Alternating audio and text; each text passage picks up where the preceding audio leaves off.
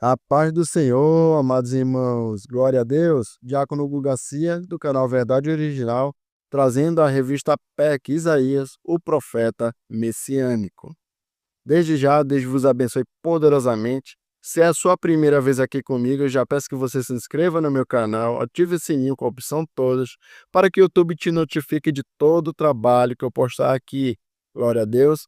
Não esqueça de curtir e compartilhar o vídeo para alcançar mais pessoas. Essa semana teremos novos quadros, tá, que irão compor aí dentro do canal Verdade Original.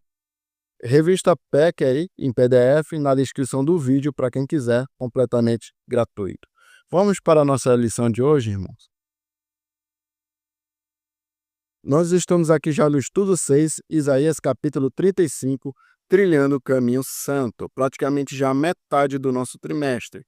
E hoje nós iremos entender como trilhar esse caminho santo, como realmente agradar a Deus de fato, como obter aí a salvação definitiva. Tudo isso dentro da nossa lição.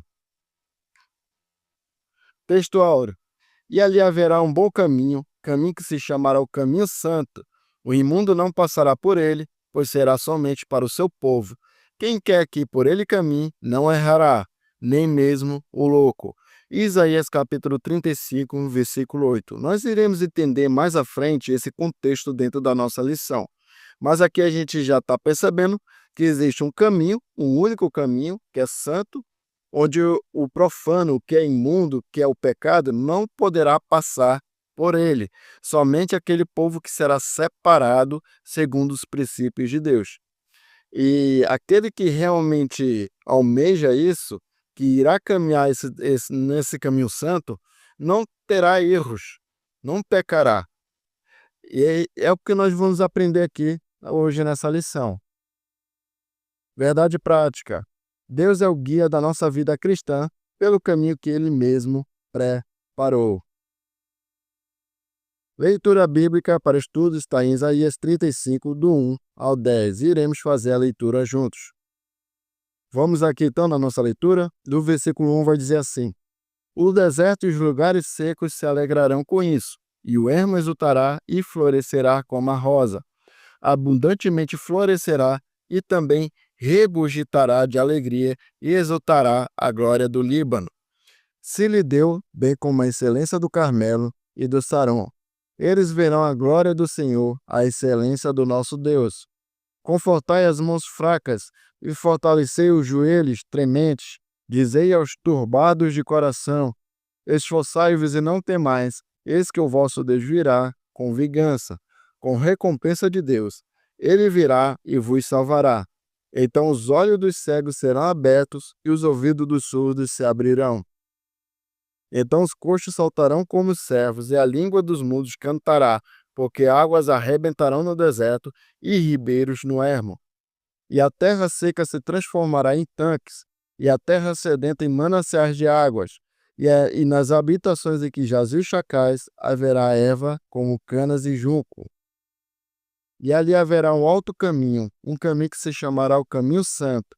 O imundo não passará por ele, mas será para o povo de Deus. Os caminhantes, até mesmo os loucos, não errarão.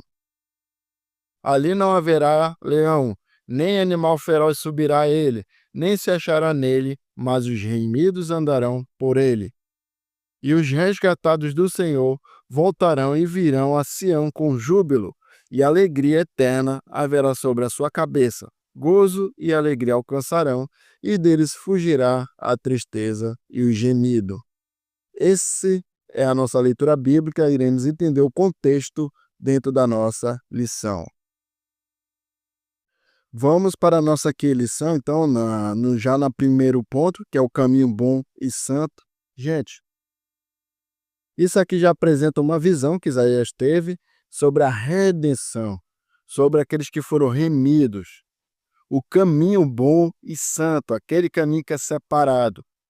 Então significa que existem vários caminhos, mas para agradar a Deus só existe apenas um único caminho bom e santo. Quando se trata da palavra santo, na sua etimologia hebraica, significa kadosh, separado, consagrado. segundo os princípios que Deus ali estabelece, na sua lei, nos seus mandamentos. Então, todo aquele que tenta se separar dentro dos princípios de Deus, tenta viver esses princípios, esses mandamentos, ele está trilhando um caminho bom, um caminho santo.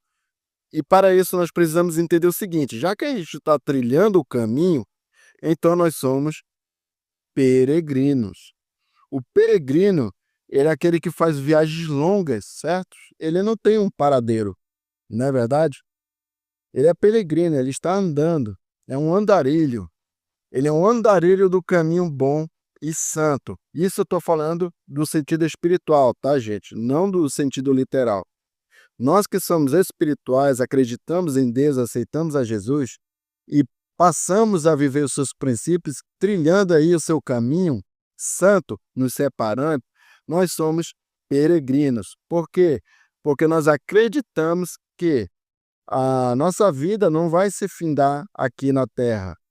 Não é só uma vida terrena.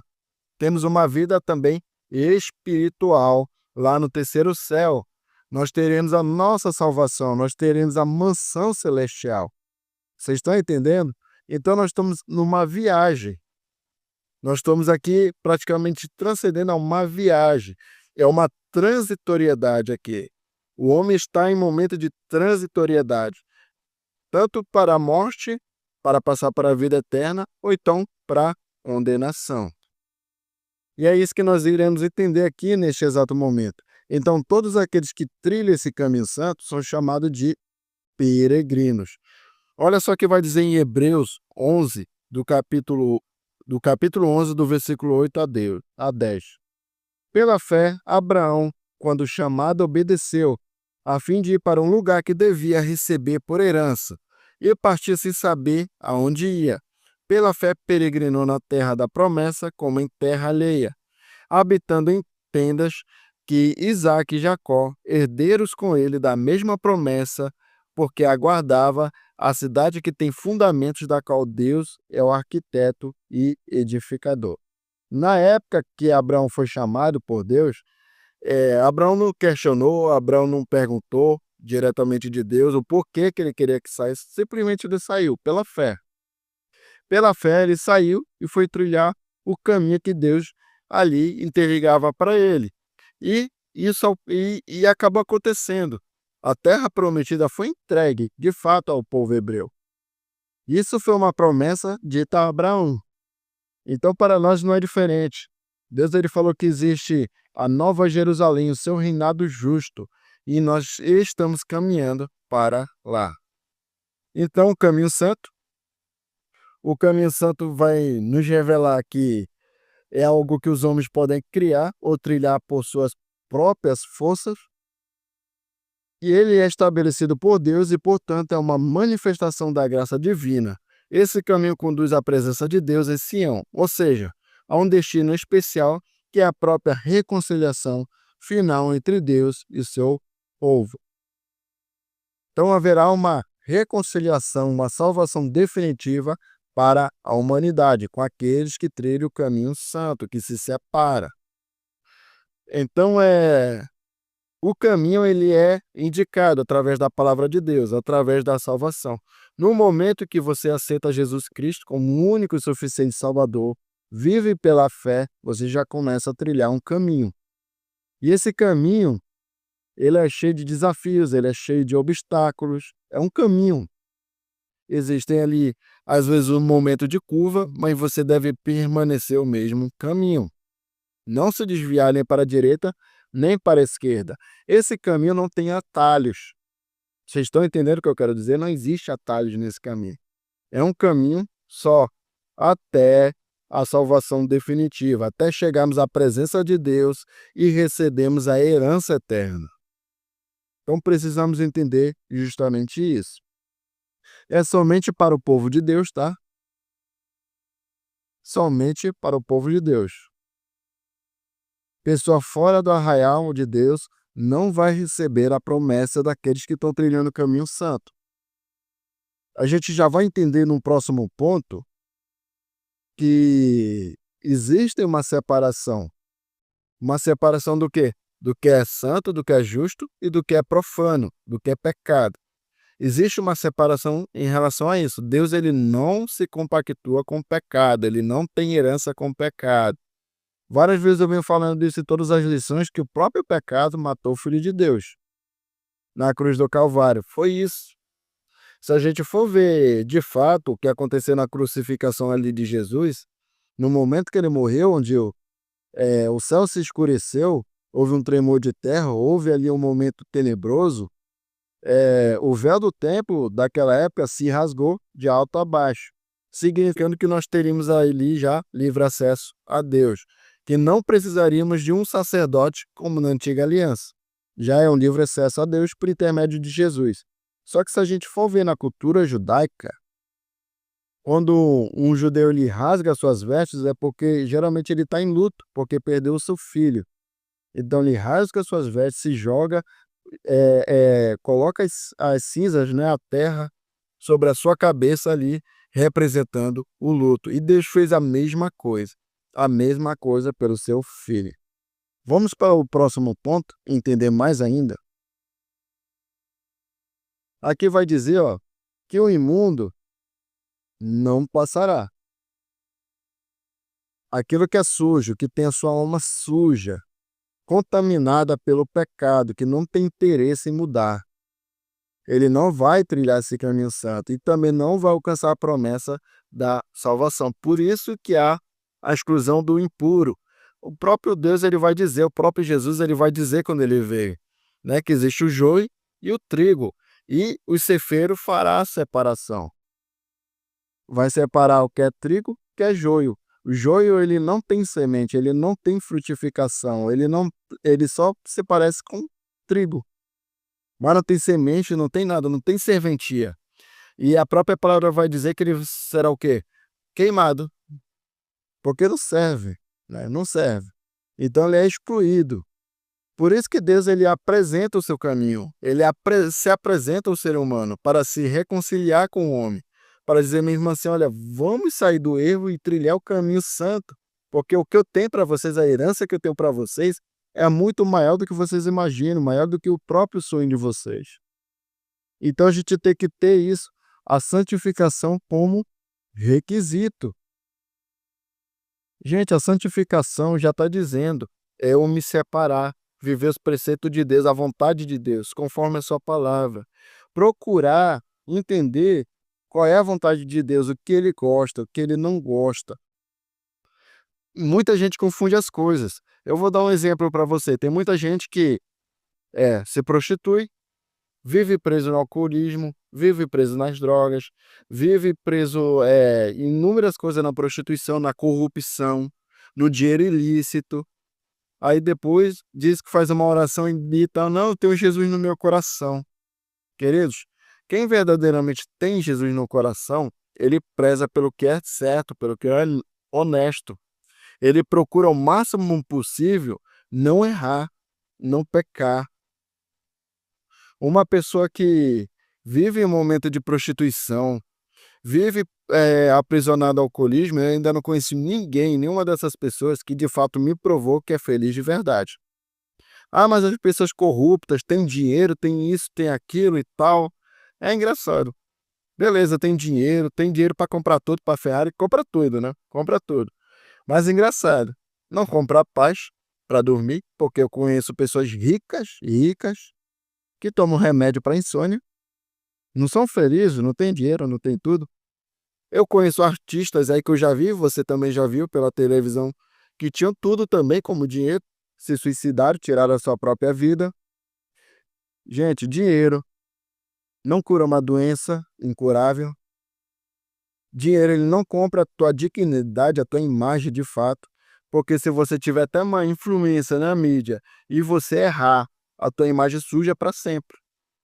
Você pode fazer tudo certinho, as pessoas às vezes nem ligam, estão nem aí, mas comete o erro na frente de todo mundo para te ver. O dinheiro ele não vai comprar a tua dignidade de volta. Então, Deus ele apresenta o pecado e as suas consequências. O pecado ele é bom, a aparecer, ele é agradável aos olhos, ele é gostoso. Se fosse ruim, ninguém praticava, não é verdade? O pecado ele é algo gostoso de se fazer. O ruim que é amargo é as consequências dele. A prostituição, por exemplo, pode vir uma doença totalmente transmissível, como AIDS, que pode prejudicar a sua vida pela, pela sua vida inteira mesmo aí, né? Pode vir uma gravidez indesejável, o adultério, a destruição do teu casamento. Então pode ser ótimo, maravilhoso, mas que traz uma consequência horrenda para sua vida é. Então quando Deus ele fala sobre isso, o interesse é que você permaneça no caminho dele para que você tenha paz de verdade, para que você seja feliz de verdade e não preso ao pecado, não preso ao laço do inimigo. E o pior de tudo, perder a sua salvação. Então estou falando a verdade para você, porque os falsos profetas estão aí, tem um monte de gente aí pregando. Prega que você vai vencer, que você vai ter casa, que você vai ter carro, que você vai ter isso, que você vai ter aquilo. Mas não fala às vezes de abandonar pecado, de abandonar o que é errado, de abandonar o adultério, de abandonar o amante, de abandonar tantas coisas ruins aí e viver um caminho de paz, de alegria, de você ir para sua cama e dizer mesmo assim: eu estou repousando em paz, minha alma está em paz, eu sou honesto, eu não devo ninguém. É disso que eu estou falando. Por isso que a comunhão com Deus também, ela fortalece a vida do cristão, ela fortalece o ser humano. Quando se fala de comunhão com Deus, a gente pode ter a seguinte questão: pureza e santidade. A pureza ela não se mistura com nada. Já está dizendo, é puro. Então não existe a mistura do profano com a bênção. A maldição com a bênção. Não existe isso, tá? A gente não pode misturar as coisas. Você não pode ser meio termo. Você tem que ser todo de Deus. A tua comunhão ali você está dentro da presença de Deus, se santificando, orando a Deus, se comunicando com Deus. Isso fortalecerá você a passar por esse mundo tenebroso, de você não se desviar do caminho dele, de você estar sempre ali alinhado com o pensamento de Deus. Então não adianta tentar trilhar o caminho santo se você não tiver comunhão com Deus, se você não conversar com Deus, se você não procurar saber o que agrada a Ele. Outro exemplo que eu posso dar para você é como um casamento. Nós, homens, queremos agradar nossas mulheres, a gente compra aquilo que ela gosta. A gente fala aquilo que ela preza, que ela gosta. A gente tenta o quê? Se aproximar para ter mais intimidade até chegar ao casamento. Não é assim que funciona? Com Deus não é diferente. A gente também conquista Deus, a gente também se alimenta de Deus. A gente procura ver o que agrada a Ele. Se eu estou vendo que o que agrada a Deus é a separação do mundo para a bênção, para a sua vontade, então é o que eu vou fazer. Tem muita gente que quer o quê? Que Deus se adeque ao ser humano, e não é assim que funcionam as coisas. Tem gente que pede para atualizar a Bíblia, né? A Bíblia tem que ser atualizada. Então quer dizer que aquilo que Deus escreveu, os preceitos, os princípios de Deus não valem mais nada? Agora é a sua criação que manda como é que deve ser feito? Como a gente deve trilhar esse caminho? Quer dizer que a gente tem que pegar agora um atalho para se chegar a Deus? A gente está fazendo o que agrada ao nosso coração, mas às vezes não está fazendo o que agrada o coração de Deus. Isso é muito perigoso. Vamos para o terceiro ponto. Aqui vai dizer que nem o louco errará. O louco, né? Deixa eu colocar aqui a setinha aqui, fica mais aqui, ó. Nem o louco errará. Quando se fala de louco, vai dizer o seguinte, que é que vai dizer o seguinte: essa é uma garantia poderosa de que aqueles que estão no caminho santo, mesmo que sejam inexperientes ou fracos, serão protegidos por Deus e não se desviarão. O caminho santo foi criado por Deus sob medida para os seus filhos. Nem o outro ser possui legalidade para trilhar. Aí já vai falar do caminho sem erro, né? Antes de explicar o que Sérgio quis falar em relação a essa palavra louco, a gente vai ver aqui no ponto 2, eu quero falar sobre o caminho sem erro. Então, Os desafios, as lutas pessoais que a gente enfrenta todo o caminho, Deus ele não nos abandona. Ele está dizendo, vocês terão obstáculos, vocês terão aflições nesse mundo. Mas a gente tem que ter bom ânimo, porque Jesus ele venceu e a gente também vai vencer porque estamos com ele. Estamos tendo comunhão com ele. Nós estamos tentando trilhar o caminho dele. Então Deus jamais desampare os seus, ele dará força. Por isso que o Espírito Santo de Deus é importante na nossa vida, porque ele nos reveste de poder e nos prepara para essa guerra dentro do caminho dele. E a gente não se desvia. É um caminho que não tem erro. Quando você realmente está alinhado na presença de Deus, você não erra. Eu não estou dizendo aqui que você fica 100% santo e que você não vai errar em uma certa coisa. Nós somos pecadores. Isso é certo. Mas não existe se prostituir sem querer. Não existe você se acabar no álcool sem querer. Essas coisas não existem sem querer. É uma atitude tua de dizer mesmo assim, eu não quero isso para minha vida. E viver o caminho sem erro. Então quando se fala, nem o louco errará, está se referindo à pessoa que tem pouca compreensão, discernimento espiritual. É aquela que ainda não entende muito a questão do discernimento espiritual. Tem ainda uma certa dúvida. Então, Isaías ele queria colocar esse exemplo. Não o louco daquele que é desprovido de sabedoria, de inteligência, nada disso. É a pessoa que ela é ignorante ainda acerca da espiritualidade. Está ainda ali no começo, está procurando compreender, tem as suas falhas, seus erros ali, mas ele busca o máximo possível se acertar mediante a presença de Deus. Então, portanto, o termo louco aqui não tem uma conotação depreciativa ou discriminatória, pois refere-se apenas às pessoas que, mesmo não sendo sábias ou instruídas, serão protegidas e guiadas por Deus nesse caminho. Vocês estão entendendo? É isso que a lição está nos trazendo aqui. Então, o mestre sempre estará presente na nossa caminhada. Por mais que a gente tenha dificuldade de discernir espiritualmente, por mais que a gente não tenha conhecimento assim da questão até mesmo da leitura da palavra, às vezes somos analfabetos em certos pontos, mesmo assim Deus, ele usa o seu Espírito Santo para nos guiar e para que a gente não possa errar e sempre ali agradar a Deus. E terceiro e último ponto, vai falar do caminho seguro e alegre. Isso vai dizer aqui o seguinte: isso significa que no caminho santo há segurança e alegria, não há ameaças ou perigos para aqueles que caminham. A jornada espiritual é marcada pela proteção divina e Deus assegura que nada poderá prejudicar aqueles que seguem o seu caminho. Olha só.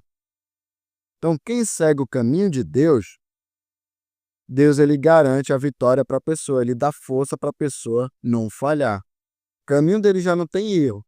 Se você está com ele, a presença de Deus é com você, tudo que vai acontecer é você evoluir, é você crescer, é você chegar à presença de Deus santo, remido pelo sangue de Deus.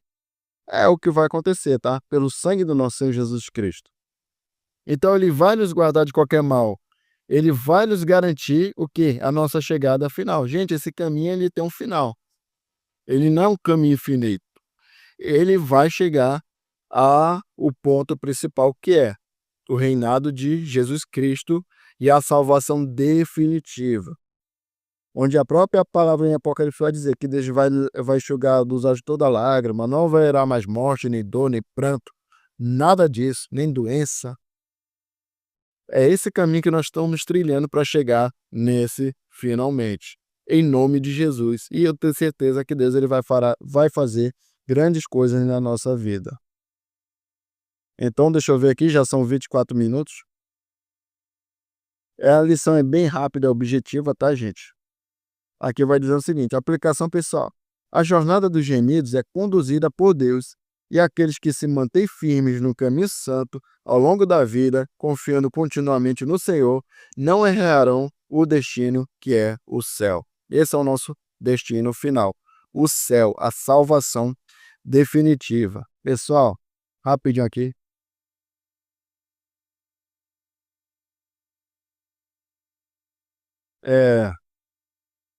Tem muita gente, principalmente quando nós vamos evangelizar, que fala assim: Não, eu tô todo sujo, tô cheio de pecados. Reconhece, reconhece. Mas só que ele fala assim: eu vou tentar me agitar primeiro para poder ir trilhar o caminho de Deus. Um dia eu vou trilhar o caminho de Deus. Só fala um dia, um dia, um dia. E esse dia nunca vai chegar. Porque a única maneira de você vencer o pecado, de você vencer essa barreira, é você aceitar Jesus Cristo como o único e suficiente Salvador. Não tem por onde correr. A única maneira é você aceitar Jesus Cristo. Se você aceitar Jesus Cristo, Deus, o Espírito Santo de Deus, ele habitará no seu coração e ele lhe dará forças para você vencer o pecado.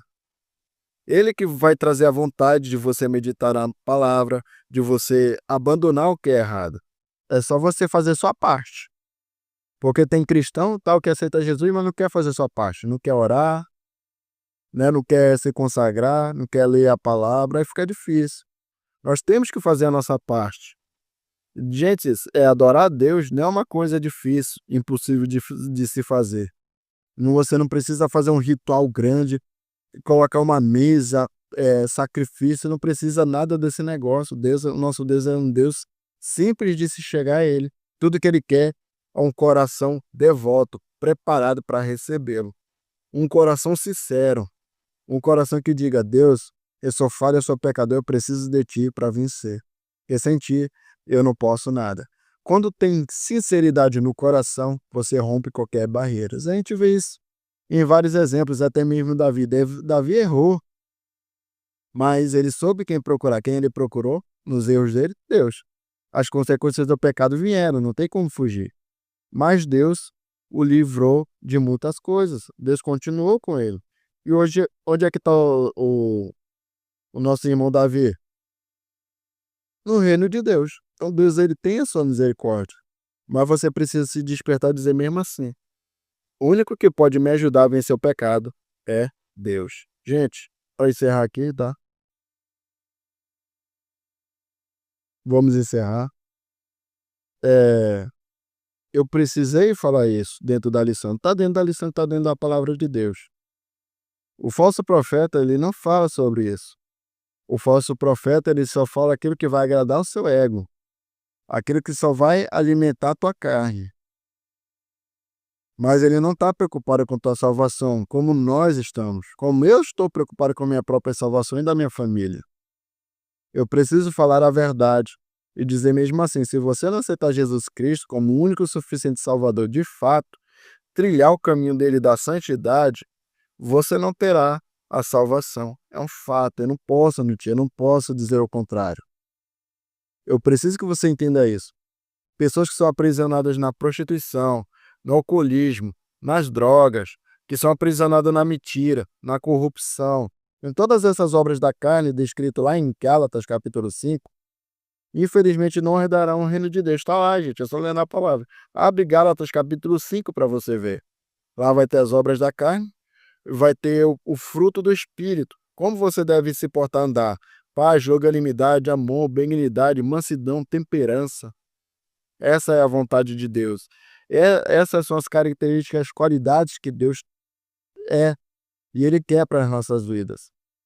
E a única maneira é aceitando Jesus Cristo para que o Espírito Santo habite em nosso coração e faça o processo de purificação. Gente, o processo de purificação não é da noite para o dia, mas com teu esforço e com tua fé você alcança. Comigo foi assim, com todos os cristãos é assim, tá? Então, eu quero fazer uma oração por você, no nome de Jesus. Se você quiser aceitar Jesus Cristo, tá? Em nome de Jesus, vamos orar aqui. Então, deixa eu ver aqui o tempo, 29, vamos orar rapidinho. Maravilhoso Deus eterno, Pai, em nome de Jesus Cristo, eu abençoo a vida de todos aqueles meus ouvintes, Senhor meu Pai, que estão aqui, Deus. Se alguém que queira aceitar Jesus Cristo, meu Pai, que o Senhor possa tocá-lo, Senhor. Em nome de Jesus, que eles possam dizer assim: Senhor Jesus, eu te recebo como um único e suficiente Salvador. Ajude-me a amar o Senhor, meu Pai. Me ajude a trilhar o caminho da santidade. Escreve meu nome no livro da vida. Lança meus pecados no mar do esquecimento, meu Pai. E me dê o presente da vida eterna. Deus abençoe a eles, a todos os seus familiares, a todos os irmãos que me acompanham. Em nome de Jesus, meu Pai. Sou muito grato pela vida deles. Sê conosco, porque sem ti não somos nada, meu Pai. O único que pode nos levar nesse caminho santo, meu Pai, até a tua salvação definitiva é o Senhor mesmo. Porque se for pelas nossas forças, meu Pai, a gente não consegue. Mas pela força do Senhor, pelo Santo Espírito de Deus, nós rompemos qualquer barreira. Não somos 100% santos, mas estamos trilhando o caminho da santidade. E eu sei, meu Pai, que o Senhor está conosco e nos ajudará nesse caminho santo. Peço, Pai, para que o Senhor abençoe a vida de cada um, de cada familiar, no nome de Jesus. Amém. Gente, é isso. Muito obrigado, tá? Que Deus vos abençoe e até a próxima. Tchau, tchau.